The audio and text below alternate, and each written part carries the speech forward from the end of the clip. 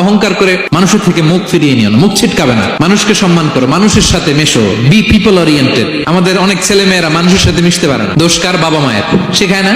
একটা সময় আমাদের মনে আছে, ছোটবেলায় মেহমান আসলে আমরা এত খুশি হইতাম, মেহমানের কাছে যাইতাম, সূরা শোনাইতাম, কবিতা শোনাতাম, এটা খেলতাম, ওইটা করতাম, যাওয়ার সময় আমাদেরকে টাকা দিয়ে যেত, হায় রে খুশি।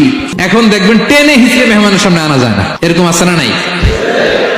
অনেক ফ্যামিলিতে এরকম আছে যে তারা সারাদিন ডিভাইস নিয়ে, এই ডিভাইস আসক্তি এত মারাত্মক পর্যায়ে পৌঁছেছে যে তারা মানুষের সাথে মিশতে পারে না। এই পাবলিক ওরিয়েন্টেশনটা অনেকের নাই, পিপল ওরিয়েন্টেশন নাই। অনেক ছোট বাচ্চা, মেহমান আসছে, তুমি একটু আসো, সালাম দাও, বসো, আসতে চায় না, বসতে চায় না। কারণ ওরা শিখানো হয় না, সারাদিন দিয়ে রাখছে কি হাতে? মোবাইল। যেন ছোটবেলা থেকে আমরা যেন সামাজিক বানাই, বাচ্চাকে যেন শেখাই, বাবা মুরব্বীকে দেখলে সালাম দিতে হবে। কি করতে হবে? ওরা শিখাবেন। অনেক সময় ছোট বাচ্চারা না বুঝে দারোয়ানের সাথে খারাপ আচরণ করে, ঘরের কাজের বুয়ার সাথে খারাপ আচরণ করে, ড্রাইভারকে বকা দেয়, আছে না নাই? ওর ভদ্রতা, ডিসেন্ট ম্যানার আপনি শিখান নাই, তো শিখবে কোত্থেকে?